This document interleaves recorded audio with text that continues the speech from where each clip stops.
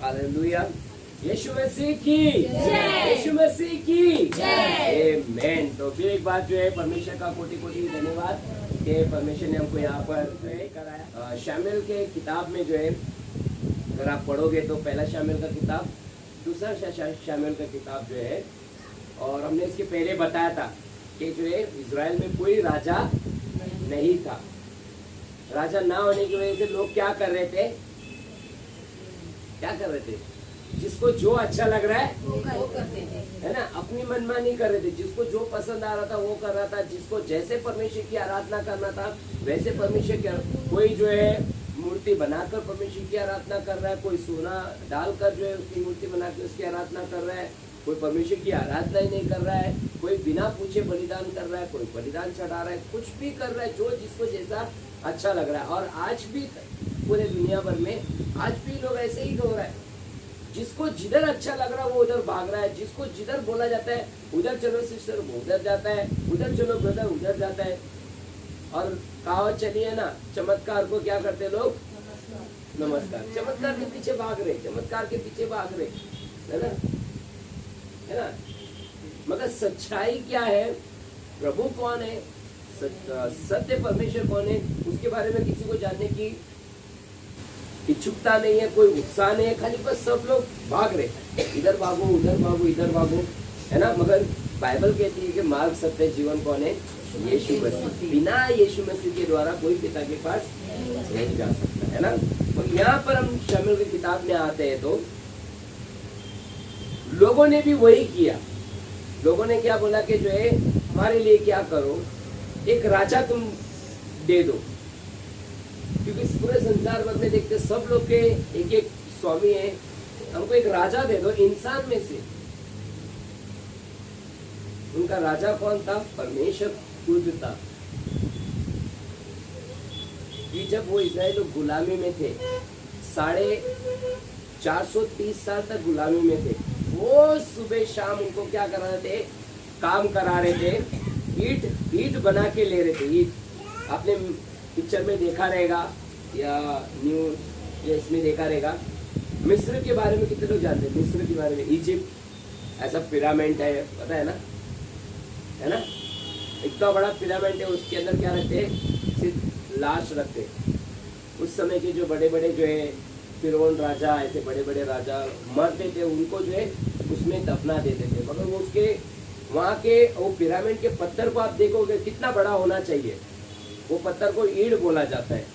आजकल के हमारे ईंट कितने रहते, आजकल के हमारे ईंट कितने रहते, इतने बड़े रहेंगे, इतने बड़े ना, और इतने चौड़े रहेंगे, इतने से ना।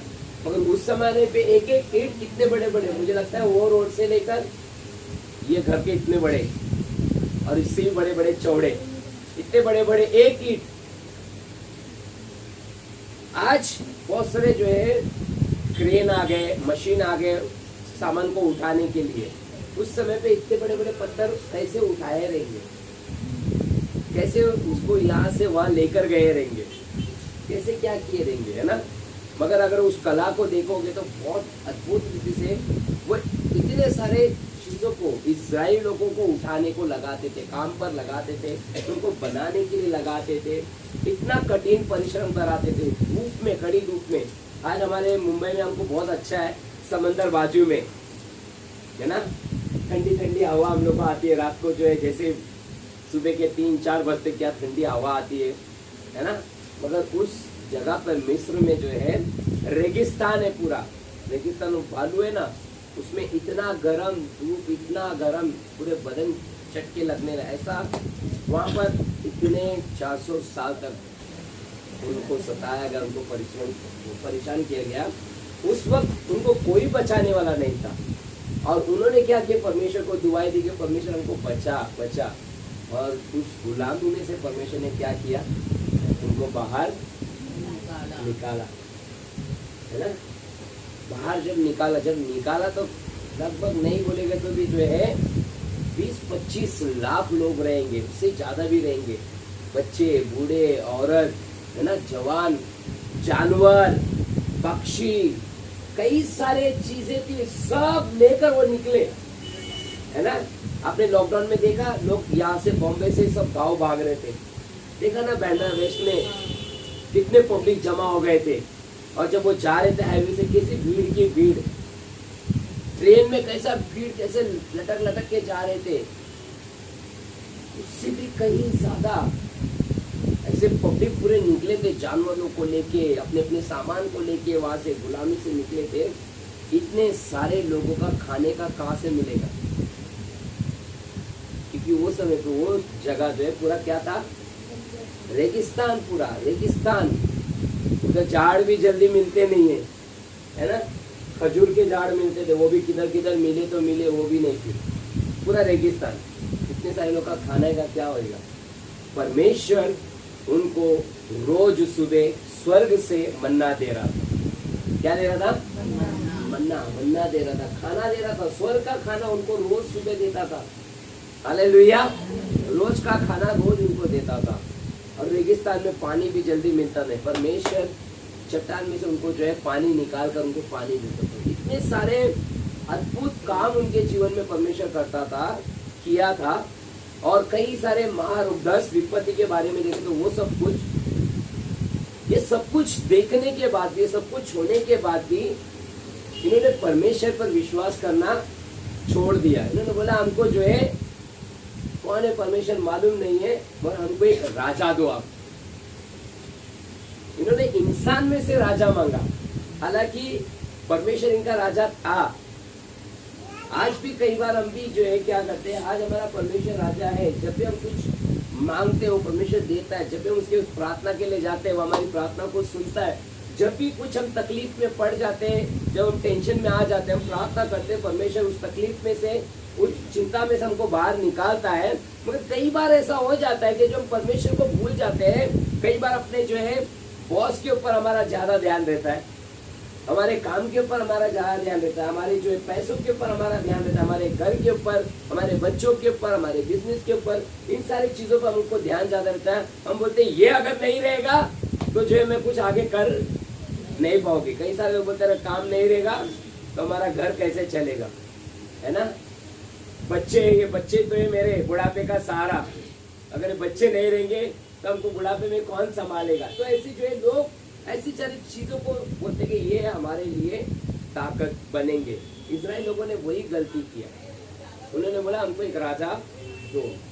परमेश्वर वहां पर बहुत उदास हो जाता है। शमूएल एक भविष्यवक्ता, वो भी बहुत उदास हो जाता है कि इन्होंने परमेश्वर को छोड़कर एक मनुष्य में से राजा मांगा। मगर परमेश्वर ने क्या बोला मालूम, वचन में लिखा है, परमेश्वर बोलता है शमूएल को, वो जो मांगते हैं ना उनको दे दे। समझ रहे? परमेश्वर ऐसा है, परमेश्वर को पता है कि मेरे बच्चों ने मांगा है, तो उनकी मांग को कभी परमेश्वर ऐसा नहीं करता कि पूरी नहीं करता। वो जो मांगा है, मगर तकलीफ जो है, कुछ गलत चीज मांगा है तो उसको तकलीफ भी किसको उठाना पड़ेगा, आपको ही उठाना पड़ेगा, है ना। तो परमेश्वर ने पहले से बोल दिया कि जो राजा को तुम मांग रहे हो वो आगे चल के तुमसे ही गुलामी कराएगा, तुमसे ही जो है काम कराएगा, तुमको ही जो है युद्ध में जो है मरवाएगा, तुमको ही जो है सारे काम करवाएगा। तो इस्राएल लोगों ने बोलेगा चलेगा, हम मरेंगे तो भी चलेगा, हम जो है गधे के ऐसा काम भी करेंगे चलेगा, वो कुछ भी हमसे कराएगा चलेगा, मगर तू हमको राजा दे, हमको राजा दे। परमेश्वर बोला ठीक है ले लो। और एक राजा जो है वहां पर शाऊल राजा, एक मनुष्य में से लिया जाता है। सिर्फ इतनी बात है वो शाऊल में जो बहुत सुंदर था, बाइबल बताती है बहुत सुंदर था, बहुत। आज भी उसके ऐसा सुंदर जो है कोई नहीं रहेगा, इतना सुंदर वो था। और हाइट में भी बहुत लंबा, इतना हाइट है। बाइबल बताती है जब सारे लोग खड़े रहते थे ना तो सारे लोग सिर्फ उसके कंधे तक ही आते थे, और वो सबसे भीड़ में वो दिखाई देता था। एकदम हाइटेड बॉडी बिल्डर और एकदम सुंदर, इतना अच्छा वो दिखाई देता था। तो लोगों ने देखा कि हाँ ये राजा बनने के, बाहुबली देखा है ना, कैसा बॉडी बिल्डर, एकदम लंबे लंबे बाल एकदम, तो राजा जैसा दिखता है ना, खाली दिखने में राजा जैसा था मगर उसकी हरकत राजा जैसे नहीं थी, उसकी हरकत राजा जैसे नहीं थी। लिखा वचन एक छोटे से गोत्र में से, एक छोटे से घराने में से था, उसकी कोई पहचान नहीं थी, कोई कुछ भी नहीं था। उस समझ लो उदाहरण के लिए एक धूल में से उसको उठाकर परमेश्वर ने क्या कर दिया, इजराइल का क्या बना दिया, क्या बना दिया, है ना। आज आप लोग भी सब लोग बोलते हैं ना, देखो एक चाय वाला पूरा देश का क्या बन गया, प्रधानमंत्री बन गया, है ना, देश का प्रधानमंत्री बन गया, है ना। वैसे ही ये बंदा कुछ भी नहीं था, उसको उठाकर क्या बना दिया, इजराइल का राजा बना दिया। एक छोटे से घर में रहने वाला था मगर अब वो इजराइल का राजा बन गया है, तो महलों में रहने लग गया। उसके आगे पीछे अभी नौकर लोग है, खाने का वैरायटी है, बहुत सारे वैरायटी है ना, बहुत सारे जो है उसके घर में जो है हर एक चीज के लिए अलग अलग जो है लोग रखे हुए, उसके पास पैसा भी आ रहा है। जैसे हमारे गवर्नमेंट के पास क्या आता है मालूम है, हर साल टैक्स आता है, ये ब्रिज का टैक्स, ये अनाज का टैक्स, पेट्रोल का टैक्स, दारू का टैक्स। हमारे भारत में सबसे ज्यादा टैक्स किसमें से मिलता है मालूम है आपको, गवर्नमेंट को, हाँ, दारू का। बीवी का पेट भरो, गवर्नमेंट का पेट भर रहे। बीच में लॉकडाउन में एक शराबी ने जो है बोलता है, देखो हम शराबी लोग है करके गवर्नमेंट जिंदा है, हम शराबी लोग शराब नहीं पीते तो गवर्नमेंट मर जाती थी। पूरा हमारी वजह से देश चल रहा है, हमारी वजह से देश जो है आगे बढ़ रहा है, हाँ?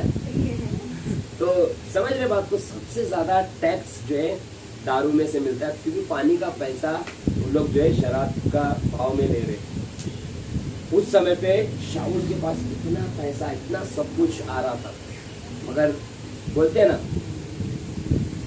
जब अति हो जाता है ना, जब ज्यादा होने लग जाता है, हमारी भाषा में कहेंगे जब चर्बी बढ़ने लग जाती है तो नखरे भी, है ना, नखरे भी बढ़ने लग जाते हैं। पहले जो है राशन का चावल खाने वाले थे, अभी बासमती में भी सही बास आने लगता है ना। पहले जो है राशन का गेहूं खाते थे, अभी जो है आशीर्वाद आटा भी जो है कड़क लगता है ना। पहले जो फटे फटे कपड़े पहनते थे, हाँ, अभी जो है 6 महीना हुआ नहीं वो कपड़े को लेकर अब वो कपड़े चुने लगने लग जाते, हाँ? पहले जो है कुछ लोग के घर में ऐसा होता था, जो है खोपरे का तेल लेते थे मुंह पे लगाते थे, ठंडी आती तो, है ना।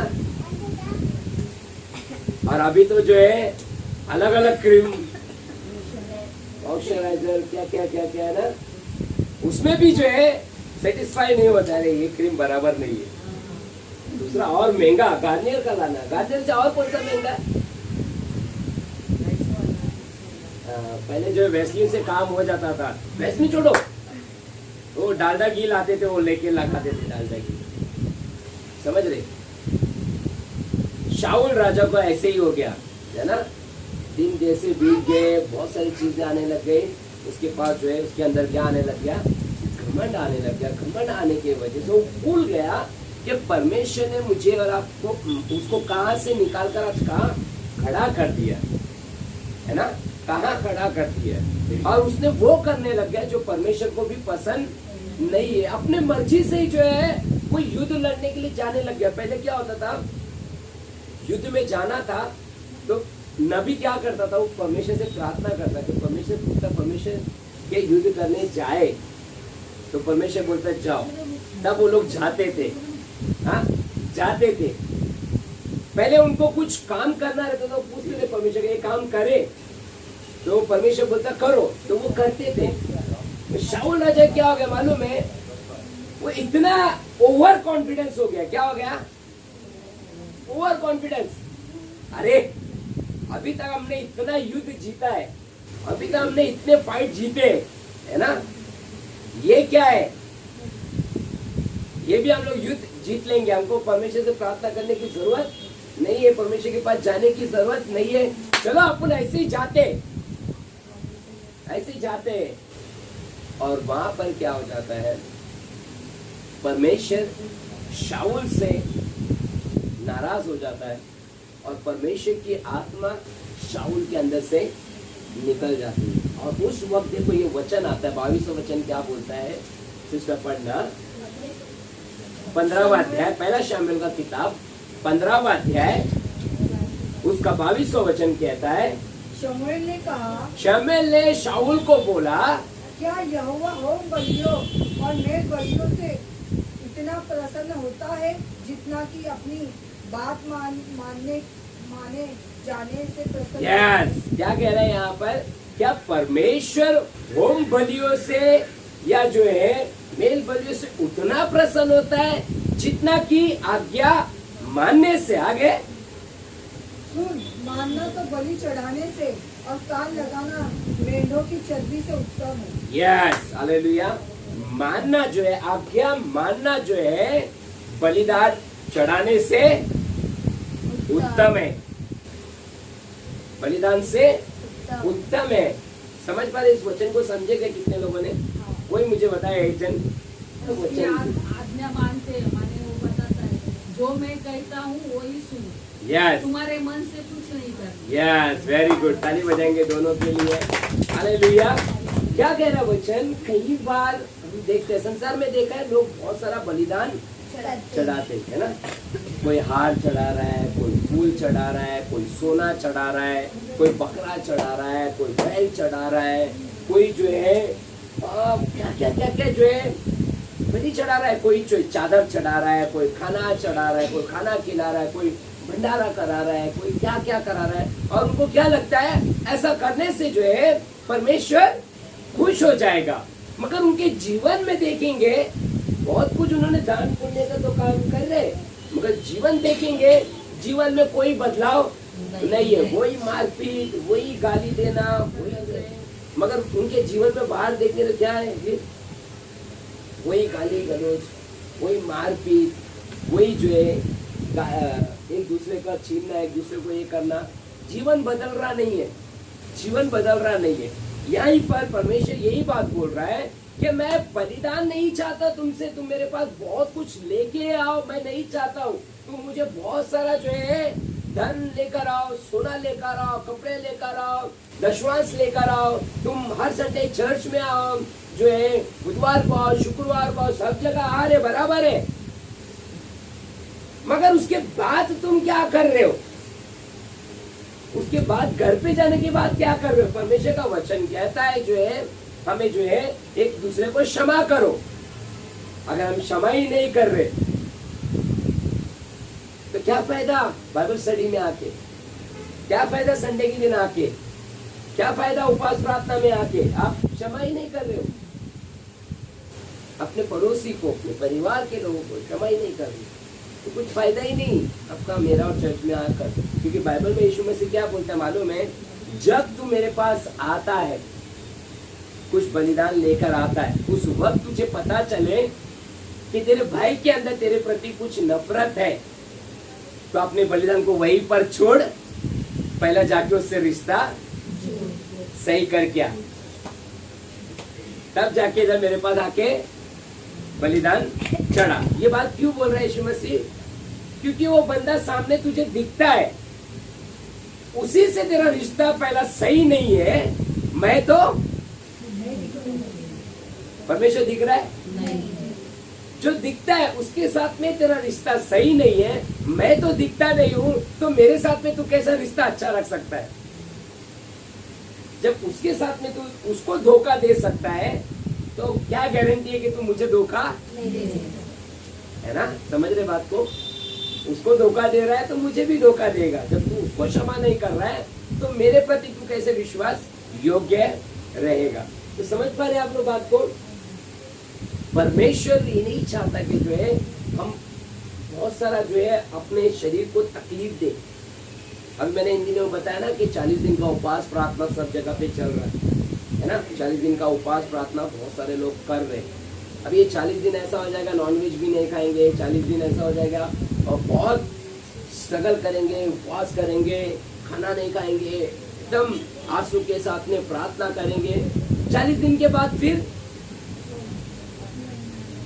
40 दिन के बाद क्या? फिर वही नाटक, फिर वही ड्रामा, फिर वही झगड़ा, फिर वही बुराई। क्या फायदा फिर 40 दिन का उपवास करके? क्या फायदा? तुमने 40 दिन अपने शरीर को तकलीफ दिया। परमेश्वर बोल रहा है तू नहीं करता तो भी चलता था ना, नहीं करता तो भी चलता था, तू सिर्फ मेरी बात को मानता तो यही जो मेरे लिए बहुत हो जाता था, है ना? अरे मधु, बात को मान ही लेते तो बहुत हो जाता था। कुछ नहीं भी करते, माँ बाप को ना बच्चा कितना मार्क्स ला रहा है इतना मायने नहीं रखता है, बच्चा पास हो रहा है या फेल हो रहा है उतना मायने नहीं रखता। बच्चा जो है माँ बाप के प्रति कितना ईमानदार है, कितना वफादार है, ये बहुत मायने रखता है ना? आप फेल भी हो जाओगे ना, फेल भी हो जाओगे ना, मगर आप माँ बाप के लिए, आप माँ बाप के प्रति ईमानदार है ना, तो माँ बाप बोलेंगे कोई बात नहीं मधु, अगले साल पास होएगा, अगले साल मेहनत अच्छा करना, है ना?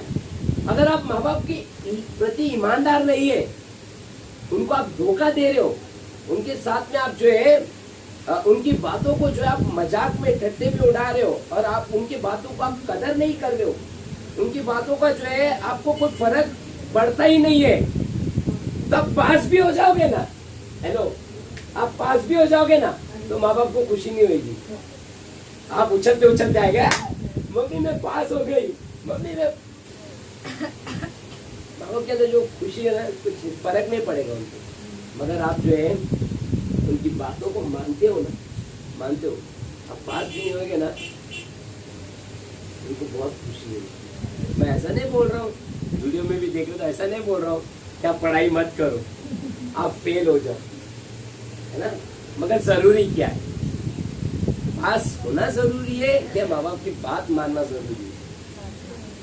हेलो, माँ बाप की बात मानना जरूरी है, जरूरी है ना, है ना? तो उसी तरह से परमेश्वर का वचन भी हमारे पास आता है, तो उसकी बात को मानना बहुत जरूरी है। अभी हमको बाइबल बताती कि जो है हमें हर हफ्ते उपवास करना चाहिए, करना चाहिए कि नहीं? क्या हम लोग करते? सब लोग करते?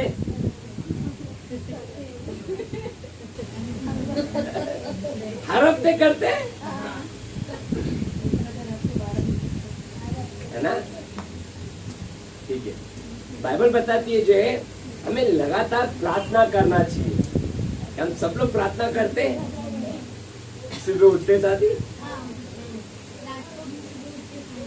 अच्छी बात है, सब लोग करते हैं, रोज करते हैं।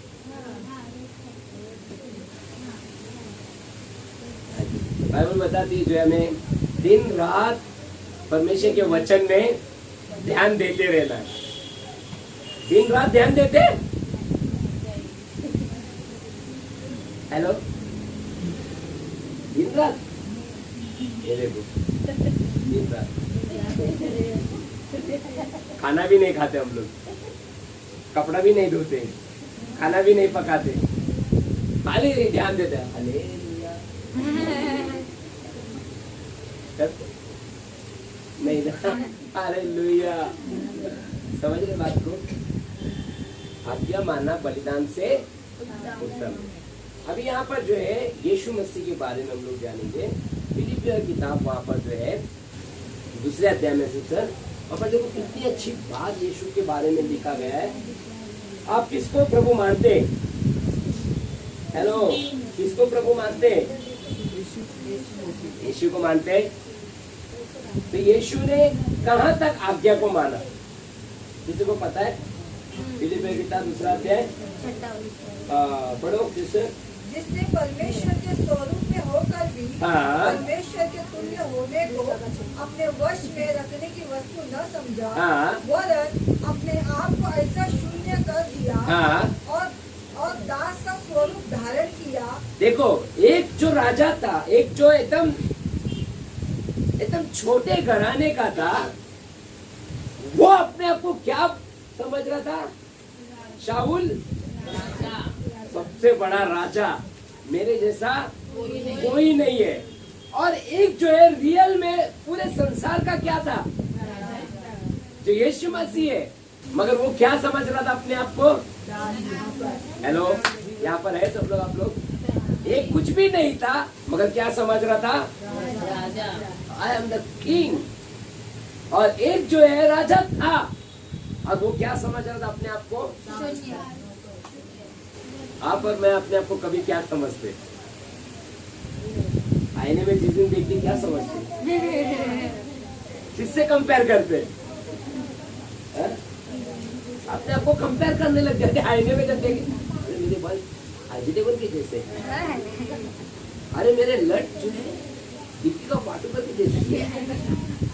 हम दूसरे के साथ में कंपेयर करने लग जाते हैं। अरे मेरी मुच्ची तो ज्योति शरफ के जैसे। हम अपने आप को जो है अच्छे से अच्छे लोगों के साथ में क्या करने लग जाते हैं? कंपेयर करने लग जाते हैं। अरे मैं इसके जैसा, मैं उसके जैसा। आगे सिस्टर, अपने आप को ऐसा शून्य कर दिया। यीशु मसीह ने देखो, उसने जो है अपने आप को बड़ा नहीं, मगर नंबर में जो सबसे छोटा है, नंबर में कहावत सुना है आप लोगों ने? बाप 1 नंबरी, बेटा 2 नंबर, बेटा 10 नंबरी। 1 नंबर आगे ही बाप शेर है तो बेटा सवा शेर है? मगर यहाँ पर यीशु मसीह क्या बोल रहा है अपने आप को? वो राजा होने के बाद भी जो है वो बोल रहा है अपने आप को सबसे छोटा नंबर बनाया, शून्य बनाया। हालेलुया। आप और मैं जो एग्जाम देने जाते हैं, मैं तो अभी टॉपर बन के ही दिखाऊंगी। हाँ, मैं तो अच्छा मार्क्स ला के ही दिखाऊंगा, मैं अच्छा मार्क्स लाऊंगा। मगर यीशु मसीह यहाँ पर क्या कहता है? वो सबसे पहले छोटा बना, दास का स्वरूप धारण किया। आगे, और दास का स्वरूप धारण किया और मनुष्य की समानता में हो गया। किसकी समानता में? मनुष्य के समान। तू काय मला बोलते? तुम्हाला का असं समजते का मी वाघ आहे? फाडून टाकणार तुला? मी वाघ आहे, सोडणार नाही तुला। तो ऐसा अपने आप को ऐसा पता नाही। तू काय मला असं समजते का? मला पण तोंड आहे, दाखवू काय किती आहे आवाज? आवाज कमी कर, आता माझं तोंड उघडं तर तुला माहिती पडेल, है ना? बोलते ना, ए आवाज कम कर, मेरा आवाज खुलेगा ना फिर तुझा खड़ी नहीं रहेगी। हाँ, मगर यीशु ने अपने आप को क्या किया? दास का स्वरूप धारण किया और मनुष्य के रूप में प्रकट होकर अपने आप को दीन किया। हाँ। और यहाँ तक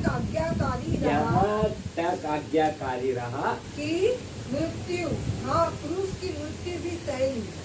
इस कारण परमेश्वर ने उसको अति महान भी किया और उसको वह नाम दिया जो सब नामों में श्रेष्ठ है। हालेलुया। यहाँ तक उसने जो है अपने आप को नम्र और दीन किया, यहाँ तक उसने अपने आप को छोटा किया कि क्रूस की मृत्यु भी यीशु मसीह ने सह लिया। हालेलुया। आज्ञाकारी बेटे और बेटी होने का मतलब ये है कि जो है आपको यीशु जो है जान देने के लिए भी क्या हो गया? तैयार हो गया। जान देने के लिए भी तैयार हो गया। इतना आज्ञाकारी यीशु मसीह बालक बना, वो यीशु परमेश्वर का बेटा बना। हालेलुया। मैं और आप किसके बेटे हैं? यीशु मसीह के। परमेश्वर प्रभु यीशु मसीह कहता है मैं और आप भी यहाँ तक आज्ञाकारी बने कि जो है वो जो कुछ भी बोलता है उन बातों को हम पूरा करें। आज हमारे जीवन में जो है बहुत अद्भुत काम क्यों नहीं हो रहे, चमत्कार क्यों नहीं दिखाई दे रहे, हम कर्जे से बाहर क्यों नहीं आ रहे, हम जो है अभी तक अपने बीमारी से बाहर क्यों नहीं आ रहे, हम अभी तक जो है घर के अशांति से बाहर क्यों नहीं आ रहे? हम ऐसे बुरी आदत से जो है अभी तक क्यों जकड़े हुए हैं? हम अभी तक जो है हमको पढ़ाई में मन क्यों नहीं लग रहा है? हम पढ़ाई क्यों नहीं कर पा रहे? ये बात सोचने से पहले हमें ये सोचना है कि हम अभी तक कितनी परमेश्वर की आज्ञा को माने हैं। हेलो, कितनी आज्ञा को हमने माना है, ये हमें सोचना है।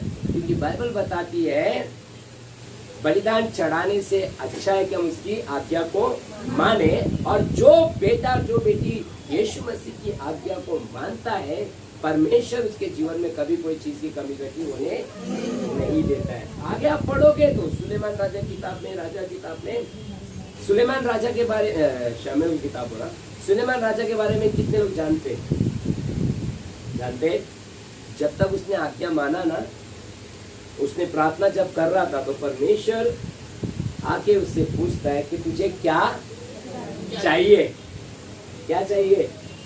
तो उसने जवाब दिया कि परमेश्वर मुझे कुछ नहीं चाहिए, मुझे इतनी बुद्धि दे, इतनी समझ दे, ताकि तेरे जितने ये लोग हैं, इतनी बड़ी प्रजा है, इतने सारे जो जनजाति है, उनको कैसे मैं संभालूं, उनको कैसे मैं जो है सलाह दूं, उनको कैसे सही रास्ता मैं बताऊं, वो मुझे समझ दे, उतनी बुद्धि मुझे दे।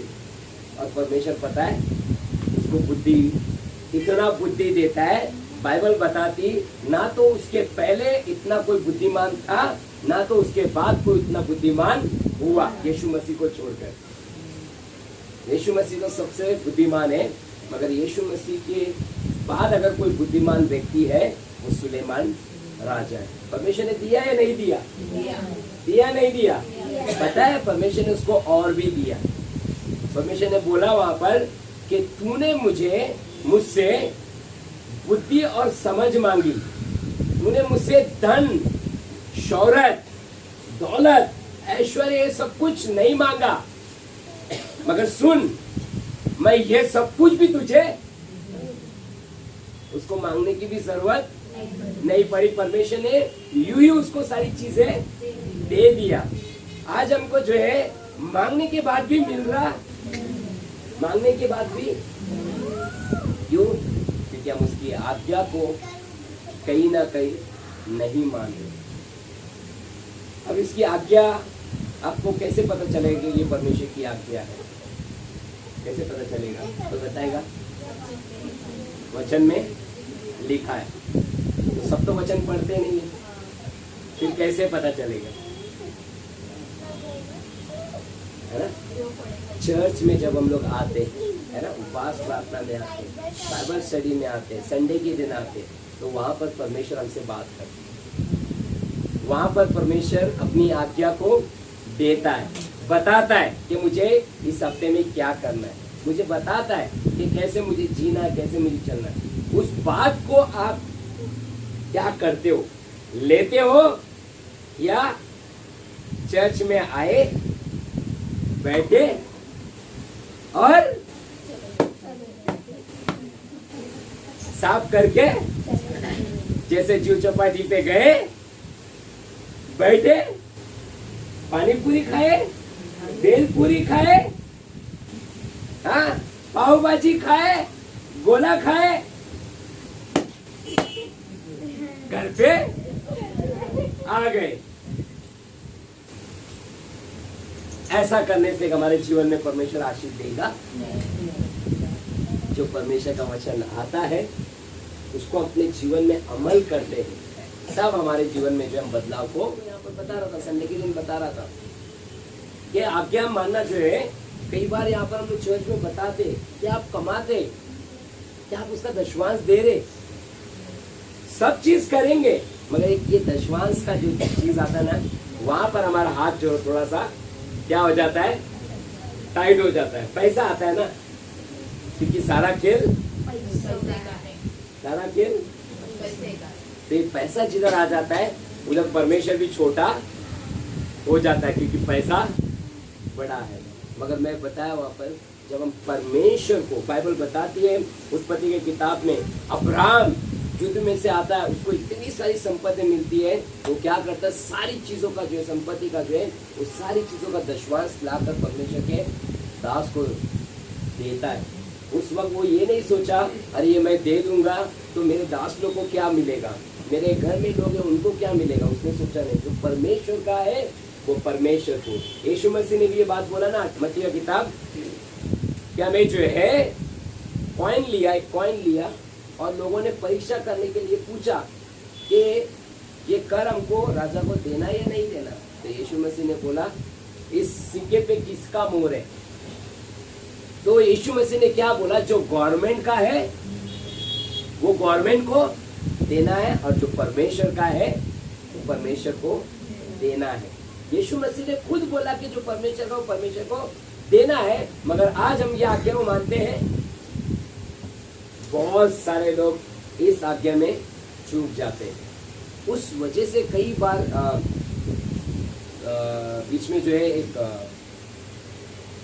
परिवार से मिला, विश्वासी परिवार से मिला, तो जो है उनसे बात करते करते मैंने बोला, बहुत से कर्जे में भी जा रहे थे, पैसा आ रहा है उनके पास, बहुत पैसा आ रहा है, मगर बहुत पैसा उनका किधर जा रहा है उनको पता नहीं चल रहा है। और वो आके मुझसे बात करने लग गए। तो मैंने उनको पूछा कि जो है इतना तकलीफ क्यों, इतना परेशानी, आप इतने साल से चर्च में आ रहे हो और जो है फिर भी ऐसी बातें क्यों हो रही है। फिर मेरे मन में ऐसी बात आई कि कहीं ना कहीं ये दशमांश नहीं दे रहा है, दशमांश में से चुरा रहा है, उस वजह से शायद मुझे लगता है ये ऐसी चीज़ें इसके जीवन में, पैसा आ रहा है, ऐसा नहीं कि जो है नहीं आ रहा है, मगर कहीं ना कहीं वो थैली है ना, जिस थैली में पैसा जा रहा है वो थैली में क्या है, होल है, और वो उधर से क्या होते जा रहा है, निकलते जा रहा है। तो मैंने पूछ लिया क्या आप परमेश्वर को दशमांश देते हो। तो उस भाई ने आप उसके कान खड़े हो गए, बोलते नहीं मैं दशमांश नहीं देता। तो मैंने बोला जब दशमांश आप नहीं देते हो परमेश्वर को, तो कैसे आपके जीवन में जो है वो आशीष जो है रुकेगा, है ना, वो आशीष कैसे रुकेगा, वो आशीष जो है बहते बहते निकल जाएगा, क्योंकि आपकी थैली में क्या है, क्या आपकी थैली में छेद है, और वो छेद जो है किधर भी जा सकता है ना, नहीं होगा। आमीन। क्या आप लोग यहाँ पर है, क्या आप लोग यहाँ पर है। जितनी जल्दी शाऊल राजा बन गया, उतना ही जल्दी ऊपर से नीचे भी उसको गिरा दिया परमेश्वर ने, उतना जल्दी नीचे भी गिरा दिया, क्योंकि बाइबल बता है नीति वचन नाश के पहले क्या आता है, घमंड। और जिस दिन मेरे अंदर आपके अंदर घमंड आ गया, समझ लो नाश भी मेरे पीछे पीछे आना शुरू हो गया। क्या आ गया, तो शाऊल के अंदर घमंड आ गया था, मेरे जैसा कोई नहीं है, मेरे जैसा राजा कोई नहीं है, मेरे जैसा सुंदर कोई नहीं है, मेरे जैसा ताकतवर कोई नहीं है, मेरे जैसा ऑर्गेनाइज करने वाला कोई नहीं है, मेरे जैसा शक्तिशाली कोई नहीं है। परमेश्वर ने उसको जो है, और ये स्वभाव किसका है मालूम है, शैतान का, है ना। कभी मैं अगले हफ्ते शैतान के बारे में शायद बताऊंगा। शैतान की शुरुआत कहाँ से हुई, शैतान को कौन बनाया, शैतान पहले से शैतान था या बाद में शैतान बना, है ना, उसके बारे में हम लोग बताएंगे। ओके।